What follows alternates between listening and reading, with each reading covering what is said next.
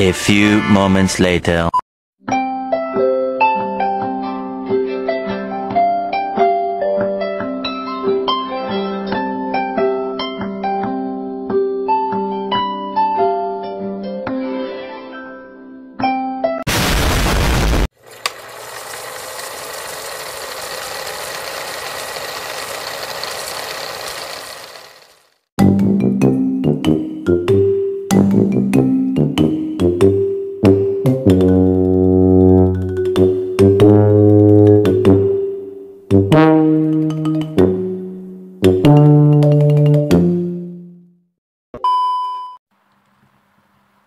Assalamualaikum warahmatullahi wabarakatuh. Perkenalkan, nama saya Raina Halfika Prawira. Saya dari kelas manajemen 22B. NPM saya 224111104. Halo semuanya, terima kasih telah menonton video saya. Saya di sini akan menjelaskan dan mempresentasikan tugas saya, tugas manajemen keuangan. Di sini judul materinya yaitu penganggaran modal. Oke, apa sih penganggaran modal itu? Penganggaran modal itu ialah proses secara menyeluruh mulai dari perencanaan hingga pengambilan keputusan tentang pengeluaran dana yang jangka waktu pengembaliannya lebih dari 1 tahun atau memiliki jangka yang panjang. Dan penganggaran modal juga ialah proses perencanaan dan pengelolaan dana untuk memenuhi kebutuhan bisnis dan mencapai tujuan jangka panjang. Dalam presentasi ini akan dijelaskan tujuan, metode, keuntungan, dan proses penganggaran modal. Oke, di slide 2 di sini ada tujuan penganggaran modal. Tujuan penganggaran modal di sini ada banyak. Di sini saya tuliskan 3 saja, yaitu yang pertama yaitu pengambilan keputusan. Untuk penganggaran modal membantu manajemen dalam membuat keputusan terkait alokasi dan penggunaan sumber dan daya finansial yang ada. Dan yang kedua yaitu pengukuran kinerja. Fungsinya untuk melakukan penganggaran modal perusahaan dan dapat mengukur kinerja keuangan mereka secara teratur dan objektif. Dan yang terakhir yaitu persiapan ekspansi. Penganggaran modal memungkinkan perusahaan dan mempersiapkan sumber daya yang diperlukan untuk ekspansi dan pertumbuhan di masa depan. Oke. Kita lanjut ke slide berikutnya aja, yaitu metode penganggaran modal. Di sini metode penganggaran modal dibagi menjadi 4. Apa aja? Yang pertama, di sini ada metode tahunan, metode persentase, metode proyek, metode prioritas. Saya di sini akan menjelaskan terlebih dahulu metode tahunan. Untuk penentuan anggaran modal setiap tahun berdasarkan proyeksi, pendapatan dan kebutuhan perusahaan. Selanjutnya saya akan menjelaskan metode persentase. Penentuan anggaran modal berdasarkan persentase tertentu dari laba perusahaan atau penjualan kotor. Dan yang selanjutnya yaitu saya akan menjelaskan metode proyek. Penentuan anggaran modal berdasarkan proyek spesifik tertentu yang akan dilaksanakan perusahaan. Dan yang terakhir yaitu metode prioritas. Metode prioritas itu penentuan anggaran modal berdasarkan tingkat prioritas setiap proyek atau investasi.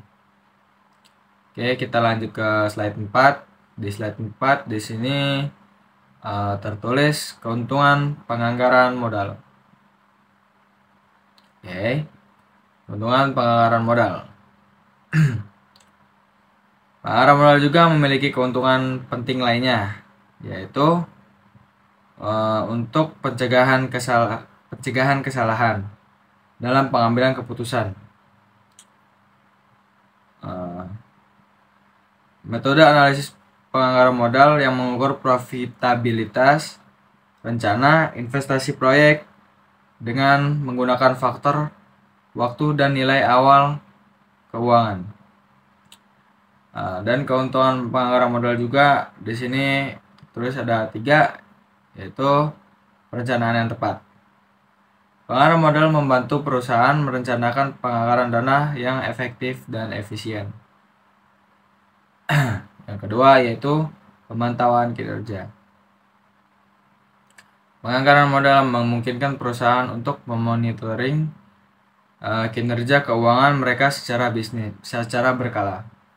Dan yang ketiga yaitu pengambilan keputusan yang lebih baik.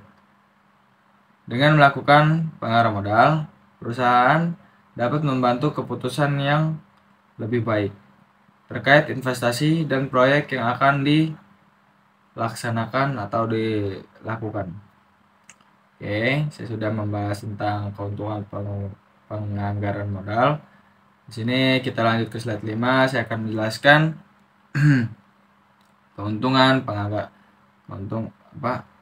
Di sini saya akan menjelaskan tentang keuntungan penganggaran modal juga, yaitu pengabaian faktor eksternal. Penganggaran modal memungkinkan tidak mempertimbangkan perubahan lingkungan eksternal yang dapat mempengaruhi kebutuhan dan perusahaan. Yang selanjutnya itu ketidakpastian. Penganggaran modal juga tidak dapat memprediksi secara akurat perubahan dalam pasar atau perubahan kondisi bisnis yang dapat mempengaruhi alokasi dana. Yang selanjutnya yaitu keterbatasan sumber daya. Tidak semua perusahaan memiliki sumber daya yang cukup untuk melakukan penganggaran modal yang lebih baik. Di sini ada faktor-faktor mempengaruhi penganggaran modal. Kita di slide 6. Di sini faktor-faktor yang mempengaruhi penganggaran modal dibagi menjadi 3, yaitu ukuran perusahaan. Perusahaan besar cenderung memiliki anggaran modal yang lebih besar untuk mendukung kegiatan operasional dan investasi jangka panjang. Yang selanjutnya yaitu ada industri. Berbagai industri memiliki kebutuhan modal yang berbeda-beda berdasarkan tingkat persaingan, risiko, dan tingkat inovasi. Dan yang terakhir yaitu kondisi ekonomi. Ketika kondisi ekonomi global dan lokal dapat mempengaruhi ketersediaan sumber daya, finansial, dan biaya modal. Oke. Kita lanjut ke slide 7. Di sini ada proses penganggaran modal. Yang pertama yaitu pengidentifikasian kebutuhan. Mengidentifikasi kebutuhan modal untuk investasi perluasan atau pembaruan. Yang kedua yaitu pengumpulan data.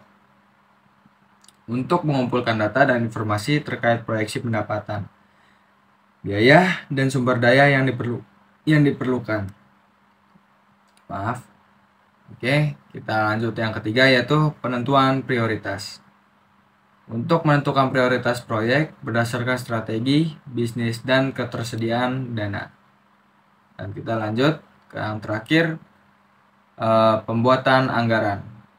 Membuat rencana anggaran modal yang mencakup alokasi dan jadwal implementasi.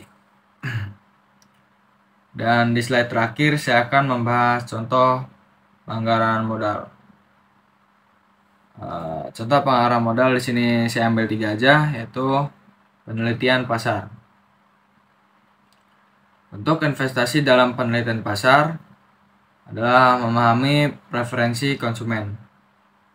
Dan yang kedua yaitu ekspansi pabrik. Pembangunan pabrik baru untuk meningkatkan kapasitas produksi.